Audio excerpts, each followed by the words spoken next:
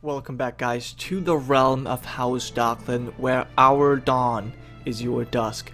Now, we have left off last episode with obviously no heir, at least no heir of our dynasty, and I asked you guys what we could potentially do in order to, well, extend our line, or, well, keep our line alive, I guess. And you had some very good suggestions. Some of them I truly consider, some of them I think don't really have a good roleplay reasoning, like killing my wife. A lot of you people really hated on Lady Jane. I don't know what she's done to deserve it. In fact, I have actually decided what I'm going to do. I first thought it's possible, because we have so many submods enabled, especially More Decision submod, I could just disinherit my current heir, which would be Bonifer Baratheon. But unfortunately, I can't do that, because I think you can only do that with your direct heir. Like, I was able to disinherit Sir Isaac, but I cannot do that with, you know, someone else's kid. I guess that kind of makes sense as well. But as you can see, Lady Jane actually wants to have a son, and I know that women can have children until the age of 45. So I think we're just gonna pretend like nothing has happened. We're gonna go forward and give Jane the chance to give us a son. I think there is a huge possibility that it's gonna happen, especially with the ambition. By the way, I did not change this. This is really what happened. So I think we can totally do this. Also, I just wanted to marry off a new courtier. Well, obviously we have a new courtier that we're going to go over, but also I want to marry off Kyle, just so that, you know, we don't lose them. He also wants to marry, so that's good, and I have decided I want to marry him off to this lady right here. Lady Tia, she is a brilliant girl from World of Riverlands. She's lowborn, but, you know, that's the best I could find for Kyle, since he's also lowborn. But yeah, so we're gonna obviously marry him. There we are. And you could probably already see a glimpse on our new, well, I guess our new character. But before we do this, actually, one more thing I wanted to do. Obviously, we have some titles to give out. And since I not only removed Alistair Thorne from our household guard, but also resigned his position as commander, we need a new commander. And since I've given Aegor Lofton the household guard simply because he is a duelist, I decided it would only serve well if we're going to give Rickard of Tarth, who is a strategist, if we are going to give him the position of a commander. So that's what we're going to do. And now you've probably seen it twice. The new character that I want to add to my bodyguard is called Arthur Tallspear. So we're going to talk about him, but first he's going to get his bodyguard position. So there he is. So as you can see, Sir Arthur is a salt Dornishman. He is actually the bastard son of Oberyn Martell and some unknown whore. So basically his backstory is he grew up obviously with his father. He has a good mind for strategy. He's a strategist, a skilled commander, a very appealing young lad, very huge as well, a strong physique, also quite astute in his thoughts, zealous man, and that actually shows in his I guess commander traits. He's a holy warrior, an organizer who can lead men through arid lands such as deserts, and yeah, so he's a pretty martial-oriented guy, which probably comes, you know, from being a Dornishman. But he's also very honorable, a brave lad as well, so a very good addition to the Darklyn court. Now, what happened was, he obviously served together with his father, Sir Oberyn, at his court in Sunspear, but once Oberyn declared his war, his claim on Dorne, and eventually lost, Arthur just felt like there's no place for him in Dorne anymore. Now his father, if you remember, Oberyn, is now currently at Lord Lewin's court, so my son-in-law is ruling over in Plankytown. That's where Oberyn has found refuge. Refuge? He's a refugee, and he has found asylum there, I guess. And through my daughter, we have kind of gotten to know about Arthur Tallspear, which is the name of his house, as you can see. He's also known as the White Spear, simply because of his sigil. The orange, it's kind of the the Dornish orange, the Martell orange, and then he has this single white spear, which is his weapon of choice that he has been granted by his father Oberyn when they parted ways, I guess. And he decided to join Lord Darklyn in his court, simply because he, as I said, has no real place in Dorne anymore. But yeah, so that's his story, and I welcome him to our court. I think he's going to make a very good bodyguard. He's a very high dual skill, so that's lovely indeed. But I also want to get him married straight away, because otherwise we might lose him, so I don't want to do that. And I found a very attractive Sand Dornish girl for him, so we're gonna marry them off as well. There we are. And alright, I think that's about it for the setup right now. Now let's just quickly talk about our council. I think I want to send Renifer, who's currently in the area, I want to send him away, and I think I want to send him over to fabricate a claim on Pentos, because that will actually allow me to revoke that title and have Pentos myself, which I really want. I want to have Pentos as a kind of power base. We currently just have the Sunrise Gate, but it kind of just bothers me that we don't have the actual top holding, I guess. So that's the whole reason I'm doing this. And one more thing I just wanted to quickly point out, but we can go forward while we do that. Hopefully I was going to have a son. That's something I hope. Oh, right, and we have started this war game. Okay, so I guess we're going to do that first. As we assign tasks for the war game, we decide that Norbert will defend with me, while Morgan will be leading the invading forces.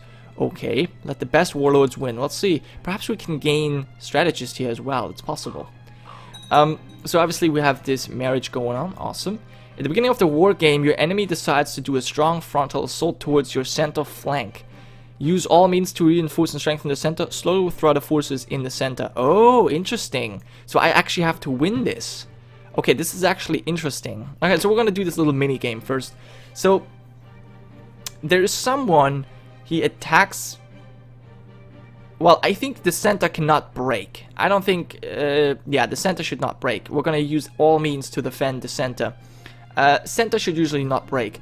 The war game gets intense as you use your forces to reinforce the center, while Morgan's troops begin to pressure your flanks. That's our enemy, right? Yeah. And they're failing fast. Norbert suggests that we should respond with pressure in the center flank. Suppress the side flanks. Try to push through the center. Focus our efforts on keeping one flank up. So either I can make my Castellan upset, or I can listen to him. Well, honestly, you don't know what you're doing. I'm sorry, I'm gonna have to make you upset here, but I feel like I know better what's going on. So I think, since we're being attacked on the flanks, I think we should hold up one. Use courage to suppress the side flanks. Push through in the center. Now we already have all of our men. That's what he's suggesting. Do I want to listen to my Castellan? Do I want to listen to my Castellan? What do I think of him? I like him Wait, no, that's Lord Morgan. And Norbert. Morgan troop. Oh, Morgan is fighting me, and Norbert is on my team. Pooh. He's my Castellan. You honest? No, wow, I'm taking way too much time here. I think we're going to suppress the flanks. Yeah. I don't know if that's correct. We'll see. We definitely pissed him off. Without troops struggling to keep the flanks reinforced, exhaustion is upon them before the fighting has gotten truly grim. Morgan only needs to order a decisive push, and our troops are defeated. Smash the table and send the armies flying. Oh, Lord Morgan gains. Oh, he won the game. Interesting. So I probably did the wrong thing. I probably should have either pushed through the center, listened to that guy, or I should have reinforced only one flank. It was stupid. But whatever, you know, Dennis is not a great strategist, I guess. Anyway, we can give out, oh, one of our bodyguards. Oh, what happened? Who left? No. What? Why is it matrilinear? Did I do a matrilinear marriage? I don't think so. I have to check back, but it definitely did not mean to do this. I doubt that I clicked the matrilinear marriage. I don't think I did. Alright, well, I'm gonna have to fix that. That's kind of bothering me, actually. So, I will see you guys in a second. Here we are, guys. So I just had to quickly move forward a little bit in time just to fix this problem, because Sir Arthur kept leaving our court here. I guess he felt homesick. He always wanted to visit Dorne again, so I ended up having to remove his first wife because she would refuse to come to my court, and I married him off to another lovely Dornish woman. Maybe not quite as lovely as the first one, but you know, beggars can't be choosers. So he's back in our court, everything is fine, and I guess we can go back to going forward. So obviously we still don't actually have an heir just yet, something we need desperately, but I have faith in Lady Jane. She wants to have a son so badly, so I think this is gonna work out. Obviously, we have already lost 3 of our kids. Well, I guess Miguel never had a chance, but still, only 2 of our daughters have made it so far. You are still pregnant, Lady Darian. Okay, she's given birth to Menisa, a huge girl. Then we have Hanton, Lord of the Vale, and Lady Ursula, an appealing girl. Then we obviously have Dasmera, who is obviously excommunicated, yes, but she's pregnant again, and she is the ill Eleanor Martell. Okay. Who's this? Lord Cedric Edgerton, you want me to join a court? Of course, not join a court, but join your tournament. I will. Now, obviously, we still have that claim on Rosby here. We should never forget about this. The problem is, I can't declare a war just yet because we have a truce with Lord Gunther, so he either has to die, or we have to wait, I think, another 9 years before we can declare the war. And Sir Aegor, well, his wife, anyway, has given birth to Saint Lofton. Oh, look at that, she's huge. He still hasn't succeeded in rescuing his brother, at least what he claims to be his brother, but I guess it's correct. I mean, it appears so. Okay, and I think I don't need Tia to be an important character anymore. Apparently we have one more honorary title that we can give out. What would that be? Oh, bodyguard, right. Yeah, we should definitely sort that again. That's something I forgot. Make him a bodyguard again. There we are. Just so that he doesn't leave his court anymore, our court anymore. But I think everything is fine now. It's something like his firstborn wife. She ended up becoming the heir to this castle right here. So I feel like that was a glitch in the sense that just when we send out the marriage, she became heir, and then somehow it became a matrimonial marriage. I don't know, it was odd. But anyways, we are now, well, we wanted to participate in the tournament, but we didn't even make it into the list. That's a disaster, but oh well. Maynard Birch and Sir John Dark. Oh, look at that. So that is my friend's heir and my somewhat related kin, I guess. Kind of cadet branch kin. In the final tilt, Sir Maynard was sent flying from the Sand and Hail of Shattered Land. He was landed with a sickening crunch. Oh, he got maimed. That is indeed unfortunate. That is indeed unfortunate. You have someone else? No, you only have that one guy. He's ambitious. Honestly, I don't like him anyway. He's a bit sneaky. I don't like sneaky guys. He wants to replace Lady Jane. Oh, but that's not my wife. Yeah. Okay, we're not talking about the same Jane. I regret to inform that I have decided to remove you from a position on the council. What? I am no longer Hand of the King. What happened, Tywin? What happened? You're infirm now, so you're making wrong decisions. I can totally understand that. Huh, this is indeed displeasing. Who has he deemed worthy of his Hand of the King? I wonder now. Who has taken away my position? I want to know now. Let me see the, nope, that's, why am I even clicking on this? The small council. So we have as Hand of the King, Tywin Lannister. Oh, okay, so his namesake, I guess. And, oh, come on. My lord, I thank you for having me in your household these past years, but I must serve a higher purpose now. King Tywin has accepted me into his service, and so I shall leave for King's Landing immediately. So my captain of the household guard has just abandoned me. After all I've done for you. After all I've done for you. well, I guess good luck. I can't really do anything else. That kind of bothers me. But I guess, you know, guys, that's what happens if you create all of these overpowered characters. They're just so good, they're always going to leave my court no matter what I do. But yeah, so apparently Lord Paramount Tywin is not only the Warden of the West, but also the Hand of the King. That saddens me, indeed. And now we've lost our Captain of the Guard, so we need a new Captain of the House of Guard. Well, I guess we're going to pick Rickard. Yeah, probably. Alright, we're going to pick Rickard. And who could we pick as a bodyguard? A bunch of girls. Sir Alistair, not going to happen. Another Thorn, nope. And Walton. No, none of these guys look like anything I want. Alright, I guess we're gonna have to do without our 5th bodyguard for now. I mean, it's not that bad. Lord Gunther Sunglass. Okay, that is Lord Cedric's father-in-law. Lord Gunther was sent flying. Oh, wow. He actually got maimed in this. That is truly unfortunate. Simon is his heir. Okay. How is Sir Cedric doing? Lord Cedric. Oh, he has a bastard. A solid bastard. And he's Rhaenyra Aegis. Orain Aegis. Energetic boy. And Gile. Okay.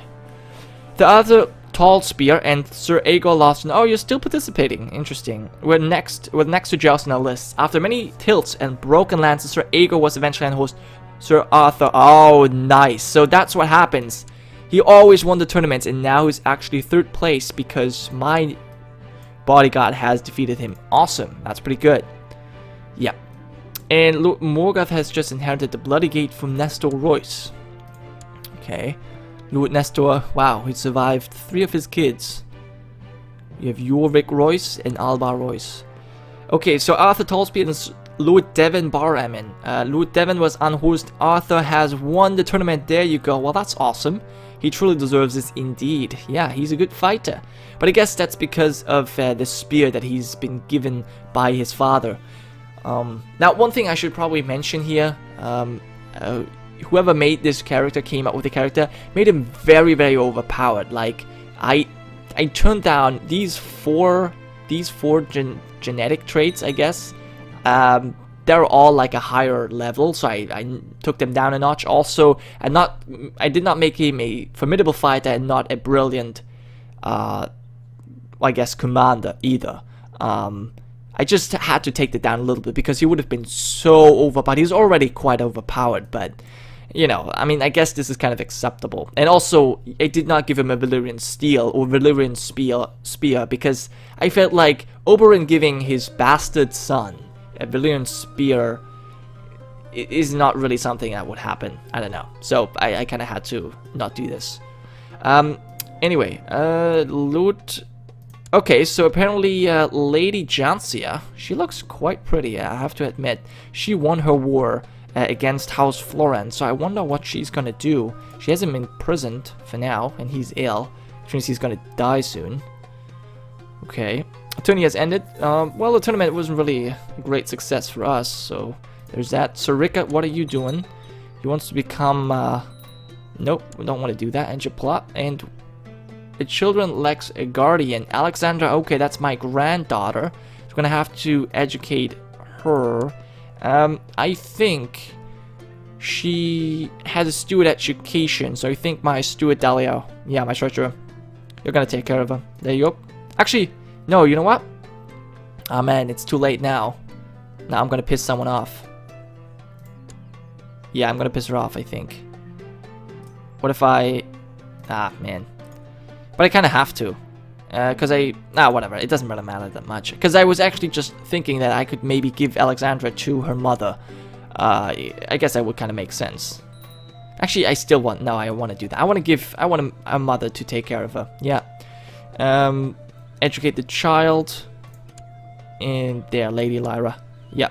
Dela will hate me minus 15, that's fine. I guess, you know, that's... And I can duel Prince Doran. Duels can be considered dangerous to it. Why? This is considered dishonorable and people might be upset about this. Why can I duel him though? I don't understand. He is friends with Lord Commander. Why can I duel him? I don't understand why this is an option right now. Many surprising things are happening at the moment. Sorry guys, this is not the most productive, this has not been the most productive episode, but, yeah, strange things do happen. Well, since we're lacking another bodyguard who has just left, Aegor has just left our household, I feel like we need a new commander, a new, character, so, yeah, just leave your suggestions in the comments below, and I will pick one from there. So, thank you so much for watching me, guys, and, I'll see you next time. It's Chief Gironca, signing off.